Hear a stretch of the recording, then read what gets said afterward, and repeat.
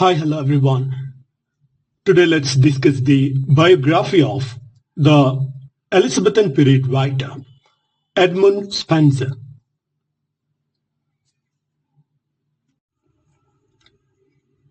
Edmund Spenser, 1552-1599, is an Elizabethan period writer.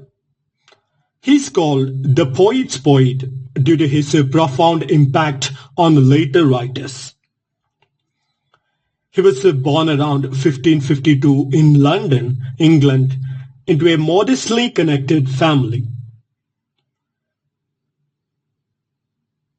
He likely attended Merchant Taylors' School in London.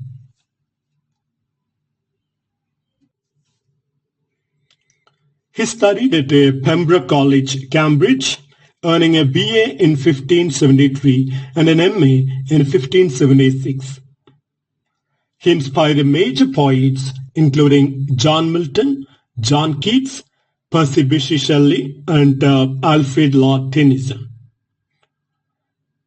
He can be called a key figure of the Elizabethan Renaissance, shaping English epic poetry. His depiction of Ireland remains controversial, but his literary genius is undisputed. Influenced by Latin and Greek literature, especially Virgil, Ovid, and Chaucer. At Cambridge, he worked as a zizar, meaning he received financial aid in exchange for serving wealthy students. He was well versed in classical languages like Latin and Greek, and also Italian poetry, which influenced his writing style. He was influenced by Petrarchan sonnets, particularly in his work Amorety. He formed a close friendship with Gabriel Harvey, a scholar who encouraged his poetic ambitions. Spenser served as an English poet, administrator, and a courtier. He worked under Lord Grey de Wilton, the Lord Deputy Ireland, as his secretary in 1580. He spent much of his career in Ireland, where he was granted Kilcuman Castle in a County Cork as a reward for his service. He admires Philip Sidney, another poet and a courtier, who likely influenced his work. His home was attacked during the 9 Years' War, that is in 1598, forcing him to flee to London.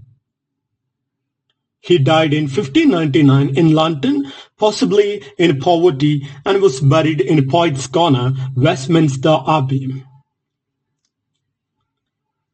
He married Macbeth's child around 1573, though little is known about her. Later he married Elizabeth Bowley in 1594, inspiring his sonnet sequence Amorety and Epithalamy. Spenser likely had several children, though records about that are scarce. Now the famous works, the first one, The Faerie Queene, 1590-1596. It is an epic allegorical poem written in Spenserian stanza. The Faerie Queene celebrates Queen Elizabeth I and the virtue of a noble knight. It is divided into 6 books, planned a 7th one, and was never completed. Each book represents a different moral virtue: holiness, temperance, chastity, friendship, justice, courtesy. A fusion of medieval chivalry, Renaissance ideals, and a Protestant symbolism. The next work is The Shepherd's Calendar, 1579. It is a pastoral poem consisting of 12 eclogues, one for each month. It is influenced by Virgil and Chaucer.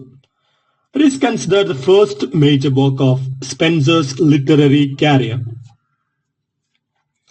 Next work is Calling Clouds Come Home Again, 1595, which is a pastoral allegory reflecting his experiences in Ireland and England. Next work is Amorety. Amorety, that is 1595, is a sonnet sequence dedicated to his wife, Elizabeth Boyle. It depicts courtships and love in the Petrarchan tradition. The next work is Epithalamion, 1595. It's a wedding poem celebrating his marriage to Elizabeth Boyle. Next work is Prothalamion, 1596. It's a nuptial song written for the double wedding of the daughters of the Earl of Worcester. A View of the Present State of Ireland is the next work, published in 1596. That is published posthumously. It's a controversial political treatise on English rule in Ireland. And this work advocates harsh policies against the Irish, reflecting Spenser's colonial mindsets. Now, Spenserian stanza. Spenserian stanza is a 9-line stanza, 8 lines of iambic pentameter plus 1 Alexandrine, that means iambic hexameter. It is used extensively in his work, The Faerie Queene. Then Spenser's works are rich with allegories and symbolism. The Faerie Queene is an elaborate allegory celebrating Queen Elizabeth I and a Protestant virtues. Spenser blended elements of classical mythology, medieval chivalry, and Renaissance humanism. It's a highly musical and ornate language. It's known for archaism, alliteration, and a melodious verse. He blended medieval and Renaissance influences. He combined chivalric romance with the Renaissance intellectualism. Now let's talk about some of the works that are not so celebrated. First one is Moya Patmos, published in 1590, is a minor allegorical poem about the fall of a butterfly, possibly a reflection on fate and mortality. Then we have Astrophel, that is 1595, is an allegory for Sir Philip Sidney, expressing deep admiration for his late friend. Then we have Mother Hubbard's Tale, published in 1591, is a satirical fable that critiques corruption in Elizabethan society, including figures at the court.